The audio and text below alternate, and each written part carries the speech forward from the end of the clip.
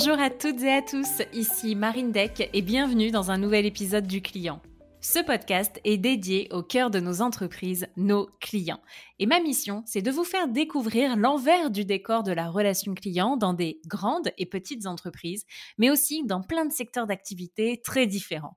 L'objectif pour vous, c'est d'identifier au travers de ces épisodes des astuces, des idées, des réponses à vos enjeux du moment afin d'améliorer votre relation client. Pour celles et ceux qui ne me connaissent pas encore, je suis Marine Deck, entrepreneur. Depuis 2 ans, j'anime ce podcast, ce qui m'a amenée à devenir conférencière, mais aussi à créer la boîte à outils du client, qui est la première plateforme pédagogique dédiée à l'expérience client. Si d'ailleurs vous avez besoin d'un coup de boost de toutes les astuces et retours d'expérience récoltés sur ce podcast ou encore de templates, je vous mets le lien dans le descriptif de l'épisode vers cette fameuse boîte à outils du client qui va pouvoir devenir votre meilleur ami sur l'année à venir. Et maintenant, si vous êtes prêt à booster votre business et à donner du sens à vos journées en étant centré client, c'est parti pour un nouvel épisode. Très bonne écoute. Bienvenue Nicolas. Merci. Tu es Nicolas Rebet, tu es fondateur du Retailoscope. Je suis ravie de pouvoir discuter avec toi parce que je suis sûre que tu vas nous apprendre plein de choses. Coup de Je pression. vais essayer en tout cas. Merci pour ton invitation. Avec grand plaisir. Alors, du coup, est-ce que tu pourrais me dire qui tu es et me décrire ton métier, s'il te plaît? Oui, bien sûr. Donc, j'ai créé Retailoscope en fait au départ comme un média, il y a à peu près, 2 ans et demi et au départ un média social uniquement sur, Insta puis LinkedIn et je l'ai, transformé aussi en cabinet de conseil en stratégie retail et expérience client il y a maintenant 1 an et demi. J'ai un passé de retailer, hein. Je suis la 4e génération dans ma famille de commerçants. Donc, on a ça vraiment dans les veines, j'ai envie de dire. Et ensuite, ça fait 10 ans que j'évolue dans le retail mode luxe beauté au sein du Printemps Haussmann, au sein de la bijouterie. Et ça fait 4 ans et demi maintenant que je suis passé côté conseil en strat retail principalement et relations clients également. Ok, c'est rigolo les business qui naissent d'un média. Ça fait écho chez moi.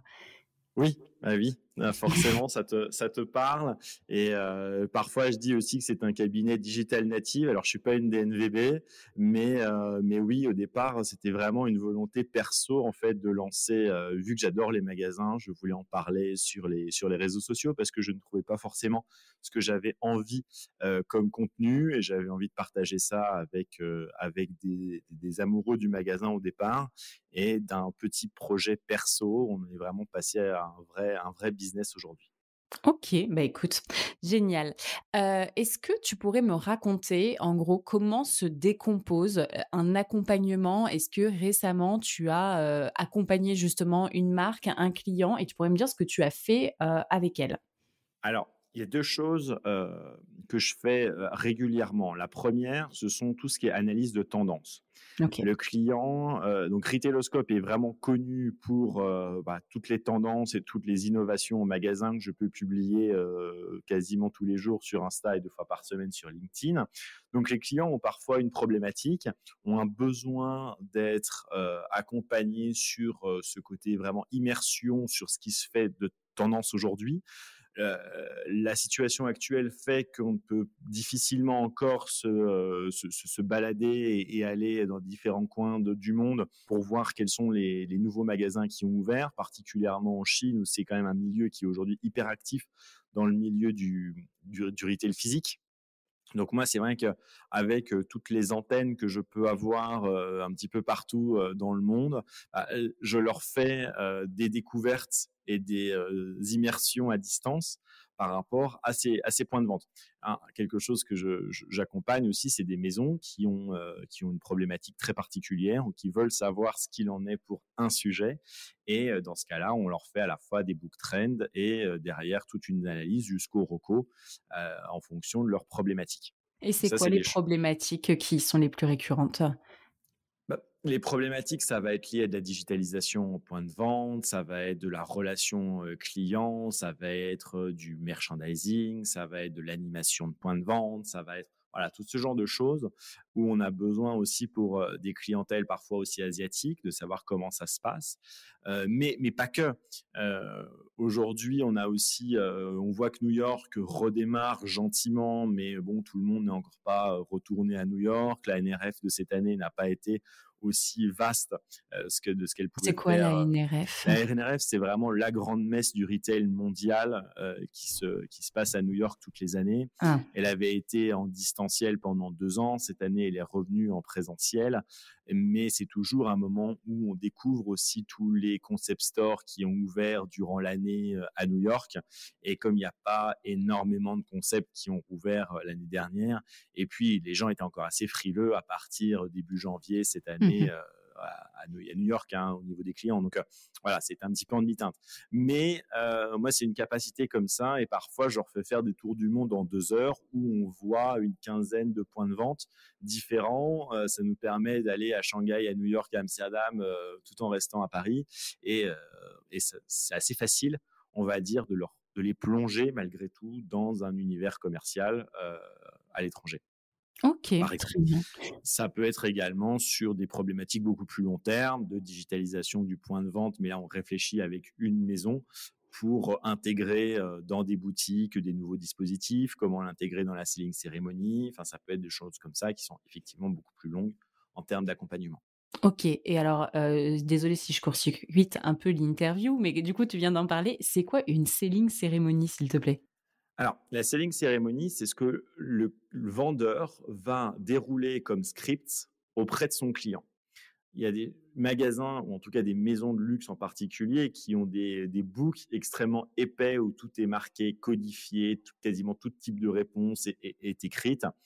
Moi, je suis plutôt à l'aise avec la liberté encadrée. C'est-à-dire que si on veut que le vendeur soit à l'aise dans sa relation avec le client, soit fluide, on ne lui demande pas de répéter une phrase ou une autre. C'est vraiment, voilà, on a des types de réponses, on a des éléments de réponse. Les vendeurs doivent être cadrés, formés et informés de ce qu'ils peuvent dire ou non, mais libres à eux quand même de pouvoir échanger de façon hyper fluide avec le client. Ça, c'est le premier point.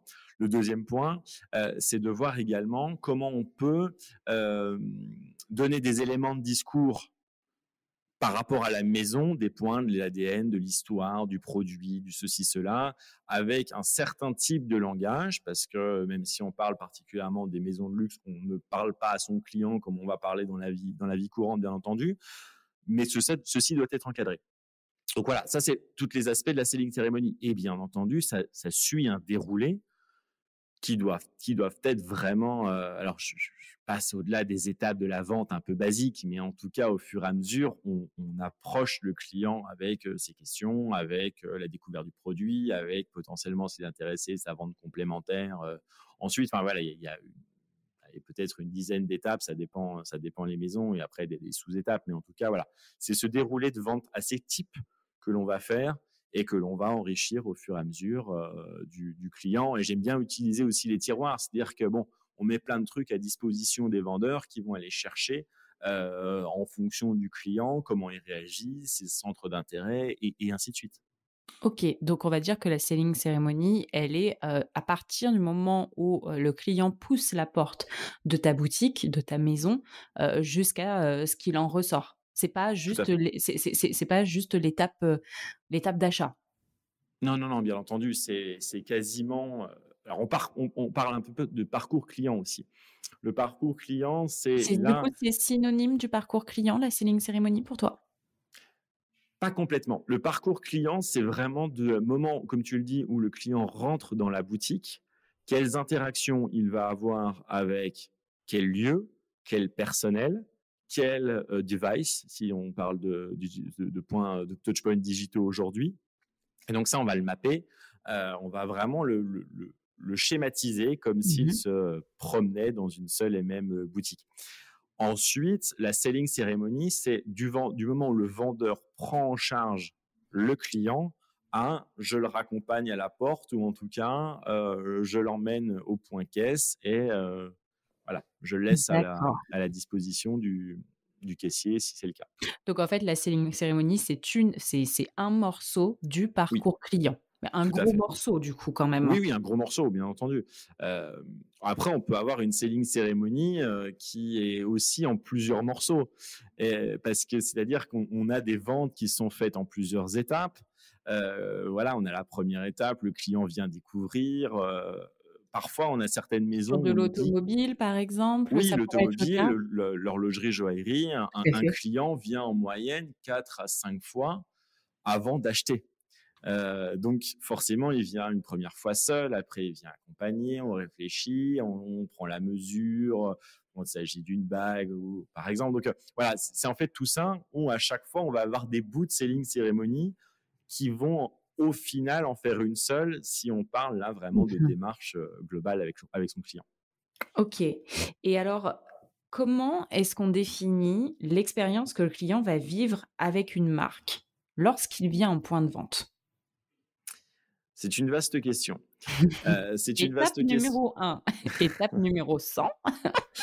Alors là, est-ce que tu as 4 heures d'enregistrement? Parce qu'on va y aller. Non, non. En gros, si tu veux, on a vraiment ce qu'on veut en tant que marque, en tant que maison, transmettre à notre client. C'est-à-dire que on a notre héritage, on a notre ADN, on a nos grands messages de marque qui vont déjà organiser le cadre de l'expérience globale qu'on va fournir.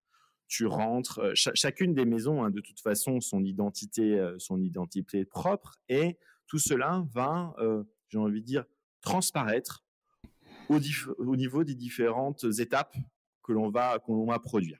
La boutique en elle-même, bien entendu, est un cadre, mais on va évidemment au-delà parce que tout client aujourd'hui est omnicanal par nature. Donc, on ne peut plus aussi se permettre d'avoir des silos entre les différents canaux, qu'on le soit e-commerce ou pas, hein, mais de toute façon, quasiment 80% des clients commencent leur contact avec la marque via du digital aujourd'hui.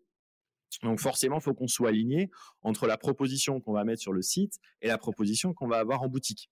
Donc toute cette expérience-là, si on focus sur l'expérience boutique pure, à savoir quel est environnement je veux donner à mon client au niveau architectural, au niveau merchandising, au niveau voilà. Et encore une fois, on a des guidelines de marque qui sont même au-delà de nous, même quasiment ce qu'on peut faire en tant que consultant ou en tout cas pour accompagner les marques. On dit la maison veut que.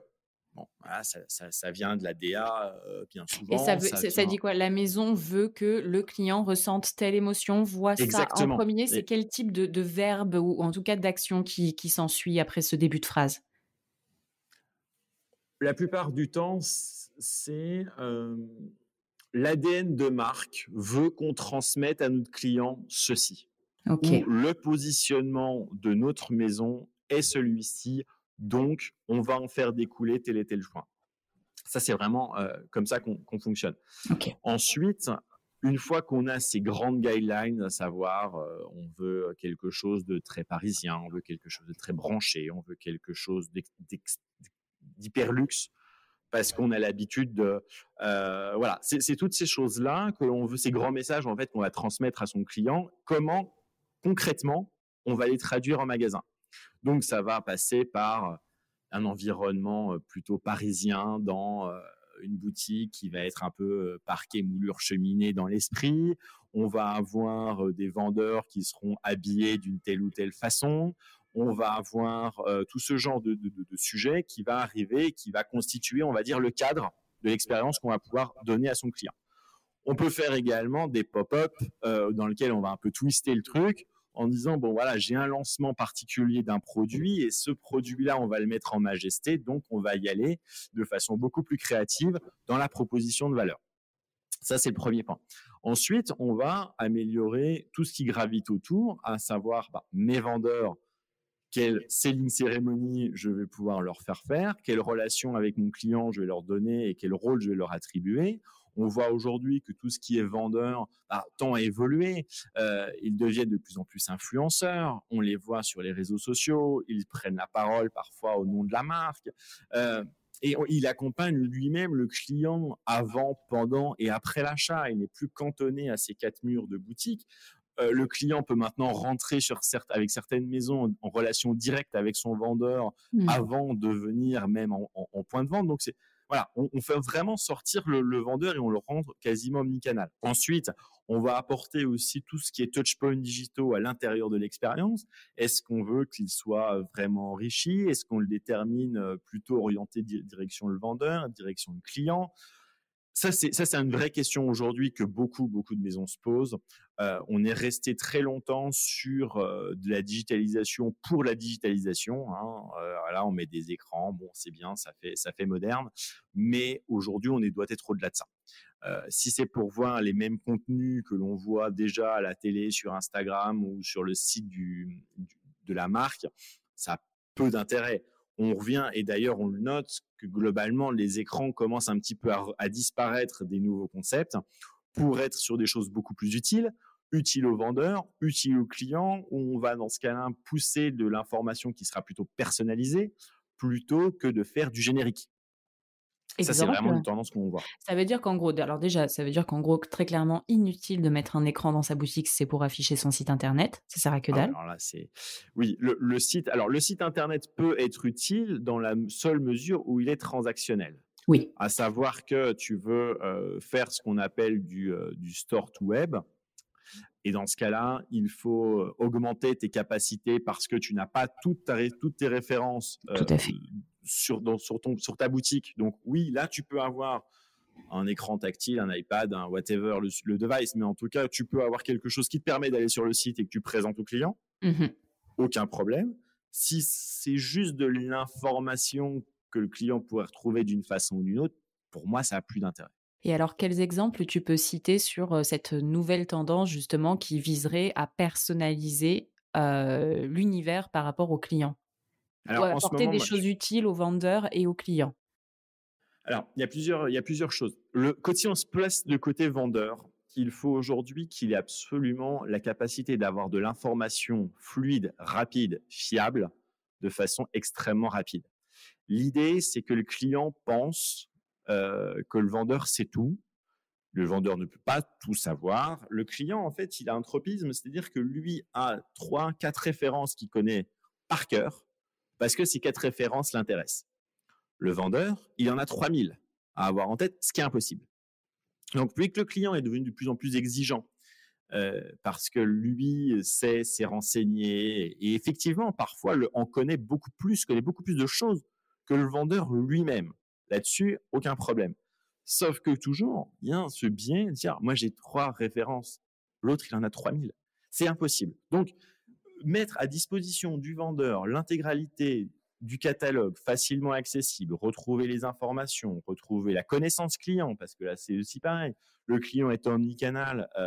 S'il a été sur le site, il a fait des achats sur le site de la marque 15 jours avant et que le vendeur ne le connaît pas, bon, on passe à côté de quelque chose. Et le client aujourd'hui a été habitué à avoir cette connaissance par plein de marques, des géants du web et ainsi de suite, qui savent quasiment tout sur lui. Bon, bah voilà, j'ai acheté telle crème il y a 15 jours, vous le savez même pas, c'est illogique maintenant. Donc voilà, il y a tout Mmh. ça Mmh. comme connaissance, on va dire, à apporter aux vendeurs. Et quand on arrive côté client, c'est qu'on va l'immerger, le client. On va essayer de lui pousser de l'information, mais qui le concerne lui-même, à savoir, ça va être le produit pur qu'il va acheter. Là, j'ai changé cette semaine avec une marque qui fait de la 3D pour la personnalisation des produits. Mais la 3D HD. Et en fait, on se rend compte que ça aide énormément sur des commandes spéciales, sur des produits qui sont à plusieurs milliers d'euros, voire parfois dizaines de milliers d'euros. Et au moins, le client voit exactement à quoi va ressembler sa valise, ses souliers, quel que soit, on va dire, l'outil qu'on a, le produit fini qu'on aura en face. Mais voilà, ça, c'est de la digitalisation qui est pour moi extrêmement utile. Je travaillais hier avec une agence qui on est en train de créer le futur d'une concession automobile, et le constructeur a mis une capacité avec un iPad projeté dans la concession automobile, la voiture telle que le client va la demander. Les Ouais. couleurs, les jantes, l'intérieur, on va pouvoir tout savoir. Et ça, aujourd'hui, on ne l'a pas. Et ça, c'est hyper bien pour pouvoir se projeter.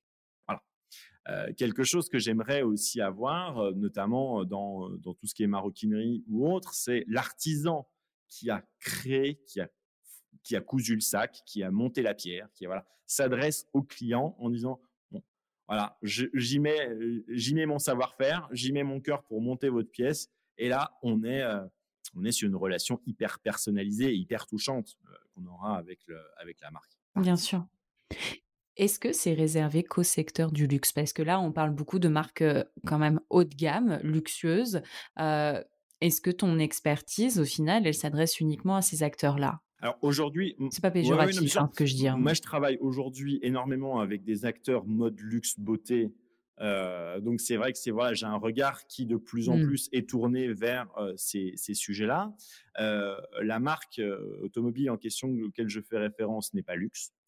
Heu, donc d'accord. c'est aussi quelque chose que l'on peut voir. Heu, sur du mobilier qui n'est pas forcément haut de gamme, on peut avoir aussi tous ces configurateurs. IKEA le fait très bien, on est sur des cuisines plutôt, entrée de gamme, où aujourd'hui on arrive très facilement à projeter, quel et d'ailleurs la cuisine est un super exemple parce que ça fait très longtemps qu'ils utilisent des 3D, hem C'est vrai.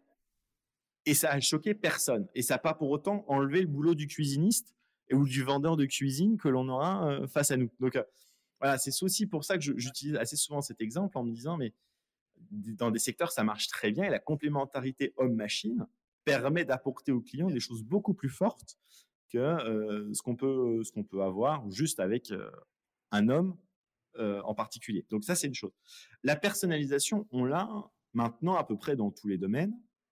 On peut l'avoir sur des choses qui sont pas forcément luxe ou extrêmement chères. On n'est pas forcément sur du sur-mesure comme on l'entend au sens luxe de la chose. Projeter les initiales que tu as gravées sur une coque d'iPhone, typiquement, ou avoir un design particulier sur une coque à 20, 25 euros, 30 euros maximum, c'est pas du luxe, mais ça Mmh. permet d'avoir comme ça une façon différente de l'aborder. OK, très clair. Heu, Quels sont les KPIs que tu suis? Alors, quelles sont les statistiques du coup pour, ceux qui, du coup n'utilisent pas le mot KPIs? Alors, il y a plein de choses, et c'est pour ça que là, je pense qu'il faut qu'on précise un tout petit peu parce que soit on a Ouais. les KPIs, alors désolé, j'utilise ces termes-là, donc retail, de retailer, à savoir, ton chiffre d'affaires mètre carré, Ton ton panier taux de moyen et transformation, cetera? panier moyen, enfin, Ouais. voilà, tout ce genre de choses que les commerçants, et vraiment je dis commerçants avec beaucoup de respect, venant de là, utilisent, ce qui est logique. Et après, Mmh. on me demande souvent, parce que je travaille beaucoup sur ces sujets-là, comment mesurer une expérience client satisfaisante. Parce que c'est quand même la clé et c'est pour ça aussi que j'accompagne beaucoup de maisons. On ne peut pas. J'ai souvent je ne peux pas mesurer Échec. Ah! directement. Tu tué le game. Non, non, non, au contraire, en fait. Mais ça va être un panier de KPIs qui vont nous dire, OK, Mmh. l'expérience est intéressante, l'expérience ne l'est pas. Et il faut bien voir que lorsqu'on est sur de l'expérience, on est sur du personnel, du vécu. Chaque client va ressentir différemment ce qu'il va vivre dans la boutique. Je suis plus sensible à au rose, au vert, au ceci qu'on aura mis comme couleur dans la boutique. J'aime cette ambiance, j'aime pas cette ambiance. Le vendeur a été agréable, mais c'est pas ce que j'attendais de lui. Le vendeur a été trop friendly avec moi. Non, c'est pas la relation que je veux avoir. Enfin, tout ceci, on ne le monitore pas. Parce que chacun, le client d'après, il a été super content d'avoir un vendeur qui s'est mis à sa disposition, hyper friendly, hyper sympa, on s'est tutoyé. Ça, on le met. Voilà. En revanche, il y a des analyses qui nous permettent de dire, OK, globalement, on est toujours sur du global, il faut remonter en fait au niveau de la lecture, à savoir que est-ce que mon taux de fréquentation est bon? Est-ce que mes clients reviennent? Est-ce que mes clients sont satisfaits avec les enquêtes clients mystères, les enquêtes de satisfaction, taux NPS, enfin bon, tout ce genre de choses qui globalement te donnent à dire oui, ma boutique semble satisfaisante pour mes clients ou ne l'est pas. Le quotient du client mystère, et je permets de m'en parler ici, c'est-à-dire que j'aime pas ces évaluations un peu bêtes et méchantes parfois, à savoir, bon, est-ce qu'on m'a proposé une vente complémentaire? Est-ce qu'on m'a dit bonjour? Oui, non. Enfin, on Mmh. est largement dépassé et c'est plutôt sur du feeling qu'on va avoir à certaines entreprises. Aujourd'hui, on fait évoluer justement ce mystery shopping un peu de base avec des professionnels qui vraiment évaluent et qui sont voilà, qui sont capables d'évaluer est-ce que la boutique et la visite étaient satisfaisantes dans sa globalité et pas une somme de points qu'on va dire oui, il y a forcément une petite évaluation, mais on va dire globalement c'est voilà, c'est comme ça. Et après, j'aime bien utiliser le Google My Business, enfin la note Google, parce que c'est quand même représentatif. Au-delà d'un certain nombre de commentaires, bien entendu, pour moi, je me base à au-delà de 100 commentaires minimum, et encore 100 commentaires, je fais attention, au-delà de 3, 4, 500, bon, on peut dire que c'est représentatif, parce que il n'y a pas 500 personnes qui vont se plaindre. Ça, c'est à force d'en regarder beaucoup. Il y a forcément des gens qui auront été extrêmement satisfaits, qui vont le dire aussi de façon complètement spontanée. Il y a forcément des clients qui seront mécontents et qui le diront, mais au-delà d'un certain volume, ça marche bien. Et ce sont surtout du spontané. Je ne pense pas qu'il y ait beaucoup de gens qui veulent spontanément aller mettre un commentaire négatif sur une boutique qu'ils n'ont pas visitée, ou un restaurant, ou un hôtel. Ou alors, c'est que vraiment, ce sont des concurrents qui veulent descendre quelqu'un, mais dans ce cas-là, c'est intentionnel. Donc, ça, je trouve que c'est une bonne façon de le mesurer. Et une bonne façon de le mesurer dont on pense pas souvent, c'est la satisfaction des collaborateurs. Parce que si on voit que nos collaborateurs ne sont pas satisfaits de la façon dont ils travaillent, de la façon dont ils évoluent avec la maison, dont pas mal de choses, sans le ressenti magasin, là forcément, ils vont le traduire à leurs clients. Le client ne sera pas forcément bien reçu. Le client va pas passer un moment agréable parce que le vendeur lui-même ne passe pas un moment agréable. Si le vendeur, je donne un exemple, doit faire 75 utilisations pour essayer d'avoir réellement correctement l'information. Enfin, si c'est extrêmement compliqué d'avoir quelque chose pour le vendeur, il ne le proposera pas au client. Voilà. Ou il va trouver une façon ou une autre de détourner l'attention du client pour l'orienter vers autre chose. Donc, voilà, c'est tout ça aussi. Je trouve que cette satisfaction du collaborateur est importante dans l'évaluation. Donc, j'utilise, voilà, on va dire un panier de KPIs, le NPS, la note Google, les évaluations clients mystères, la satisfaction du personnel et ainsi de suite, pour se dire, OK, on est bien ou on n'est pas bien. Et on ressort aussi souvent dire, bon, j'ai des mètres carrés qui sont relationnels ou qui sont expérientiels, ils ne me rapportent rien. Oui, OK, faut dépasser un petit peu le fameux CA mètre carré que l'on a, surtout sur des boutiques qui sont avant tout relationnelles, expérientielles. Hein. Toutes les boutiques ne le sont pas, évidemment, et sont avant tout là pour vendre du produit. Mais les marques, alors un petit peu moins les indépendants, mais en tout cas, les marques doivent penser aujourd'hui que c'est pas parce que la vente ne s'est pas faite en point de vente qu'elle ne se fera pas du tout. Et c'est difficile de faire évoluer les mentalités sur le sujet parce que, comme je l'ai dit tout à l'heure en intro, les clients sont profondément omnicanaux aujourd'hui. Et j'aime bien donner l'exemple de la Fnac où quasiment 60% des clients qui ont acheté sur Internet ont eu une relation avec la boutique à un moment ou à un autre. Donc, la boutique est efficace. La boutique sert à quelque chose. La boutique rassure aussi. Quand on voit sur des études, les clients majoritairement préfèrent un vendeur qui a une boutique plutôt qu'un vendeur qui n'en a pas. Parce que quand on est sur du e-commerce, parce qu'on a quand même cette réassurance physique. Alors, je ne parle pas d'Amazon qui aujourd'hui est un géant, mais même si Amazon a des boutiques qui sont en train de les fermer, bon voilà, Amazon a un point différent, mais en tout cas sur un autre retailer, majoritairement, les clients se tournent vers des gens qui ont du physique. Qui ont des points de vente physiques. Ok, intéressant.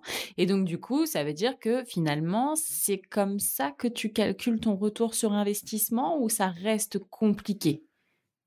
Ça dépend à l'échelle auquel on le prend. Moi, j'aime bien utiliser le côté régional, le business area, j'ai envie de dire, et c'est là où on voit l'efficacité. Parce que un flagship qui va à Paris ou un showroom attirer du monde, bah oui, je vais peut-être pas forcément faire de vente directe, mais en tout cas, j'aurai fidélisé mon client.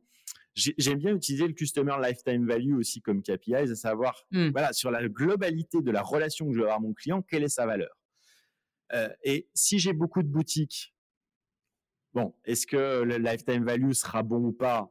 On va le voir. Dans une région où j'ai peut-être pas de boutique, quelle sera la valeur que je vais avoir avec mon client? Si je vois que globalement c'est la même, je me pose la question à savoir est-ce que mes boutiques ont un intérêt ou pas? Et toutes ces choses-là qu'il faut mettre en relation. Et c'est ce qui montre. J'étais la semaine dernière avec l'entreprise For Life. J'ai visité leur point de vente qui est dans le Marais, qui fait de la mode homme en précommande. Donc, c'est quelque chose d'extrêmement engageant parce que tu achètes un produit quasiment 3 mois à l'avance pour savoir, et derrière, tu vas dire, bon, est-ce que la chemise que j'ai achetée va vraiment m'aller ou pas? Et le vendeur m'expliquait que eux, leur boutique vend directement assez peu. Cependant, sur des clients parisiens, ils ont vu que le taux de retour était nettement moins fort que des clients qui ne seraient pas à Paris. Parce que les fans de la marque sont maintenant habitués à venir découvrir les produits en point de vente. OK, il me plaît, OK, il me plaît pas. S'il me plaît, c'est bon, je l'achète et je suis sûr que le fitting sera bon, la qualité du tissu sera bonne et ainsi de suite. Alors que quand tu n'as pas la capacité d'évaluer le produit, tu le renvoies et les retours, on les connaît. Ce sont aujourd'hui des frais de logistique, une empreinte écologique, des produits que l'on revend pas forcément très bien et ainsi de suite. Voilà. Ok, donc au final, pour calculer un potentiel retour sur investissement, faut faire des itérations. Voilà, quand tu parles de zones géographiques et de comparer des zones géographiques, là, tu compares différentes typologies clients finalement pour voir leur comportement et l'impact sur ton business.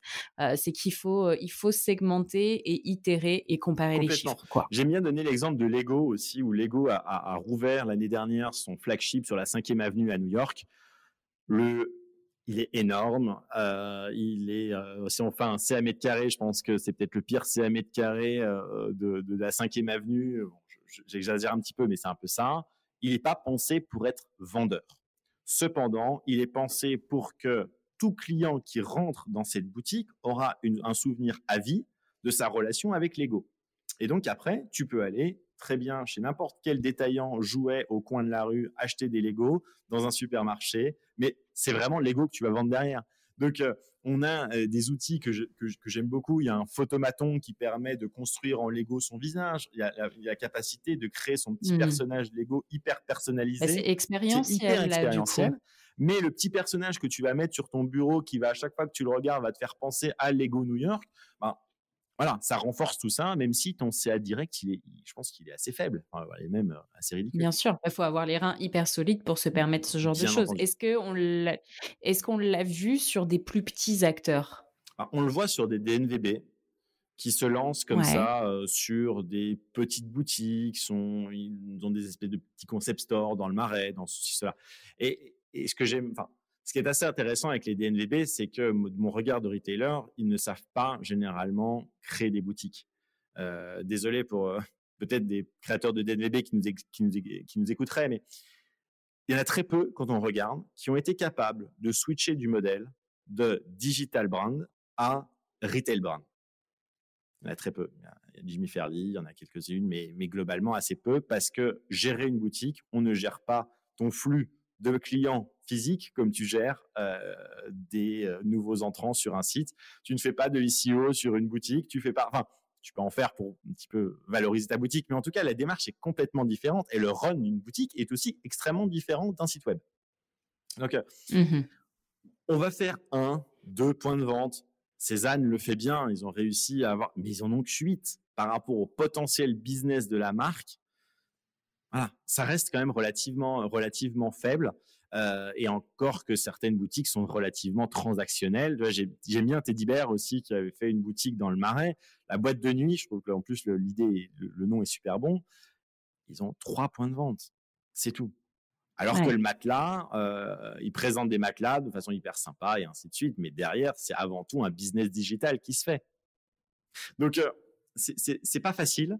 Ça demande aussi parfois des investissements qu'ils ne peuvent ou ne veulent pas faire parce que c'est trop loin de leur business initial. Et tu vois, je trouve qu'il y a 2 ans, on parlait de beaucoup de Glossier qui était vraiment la marque à suivre aux États-Unis. Mais oui, alors du coup, il s'est passé quoi? J'ai vu un article ce matin là, qu'est-ce qui s'est passé? En fait, Glossier, il y a 2 ans, même quasiment 3 ans, était extrêmement forte. Voilà. Même moi, on allait dans leur boutique, j'étais à la boutique de New York, c'était génial. Ils avaient réussi à trouver un modèle retail qui était plutôt sympa. la Covid. OK. Ça n'existe pardon, j'ai tapé dans le micro. Ça n'existe pas en Non, France? non, On ça est d'accord? n'existe pas Ça ne en pou France. tu fais parce que j'avais vu des influenceuses machin où en gros à chaque fois que elles avaient des copines qui allaient aux US, elles leur ramenaient des Voilà, produits, quoi. exactement. C'était le Abercrombie d'il y a 15 ans à peu près. Mais on allait, ils n'étaient pas présents. Ils ont ouvert à Londres aussi. Donc, avant le Covid, ils avaient quelques magasins, 4-5 maximum. 4. Ils ont tout fermé, quasiment pendant 2 ans. Ils en ont rouvert un à Seattle, ils en ont rouvert un à LA et ils en ont rouvert un à Londres. Mais en fait, ils se rendent compte qu'ils ne savent pas vraiment opérer des magasins dans leur dans l'opérationnel du quotidien parce que c'est pas leur métier. Et donc, ils ont décidé d'outsourcer en fait complètement cette gestion de magasin par rapport à ça. De sous-traiter, Oui, hein, tout à fait. je traduis, de sous-traiter la gestion du magasin. Donc attends, ça consiste en quoi sous-traiter la gestion de son magasin? Hormis mettre un gérant à l'intérieur qui sait faire, En fait, tu as des entreprises aujourd'hui qui opèrent les magasins au quotidien pour le ouais, compte de tiers. c'est un Ah, business c'est un ça, vrai d'opérer? business et moi je travaille, en tout cas je suis en relation assez régulière avec une entreprise qui gère des corners pour des marques dont tu ne soupçonnes absolument pas que ce ne sont pas des collaborateurs de la marque, qui portent le t-shirt avec le brandé de la marque dans un corner avec le logo de la marque dessus, sauf qu'ils payent une prestation, la marque paye une presta et ne s'embête pas, excuse-moi l'expression, avec la gestion Bien RH sûr. au quotidien. OK, c'est différent des agents pour les franchises. C'est une discussion qu'on a eue récemment avec, Sophie Moras de Yves Rocher, où elle expliquait que sur certains pays, du coup, en fait, c'était des agents qui géraient les franchisés sur place.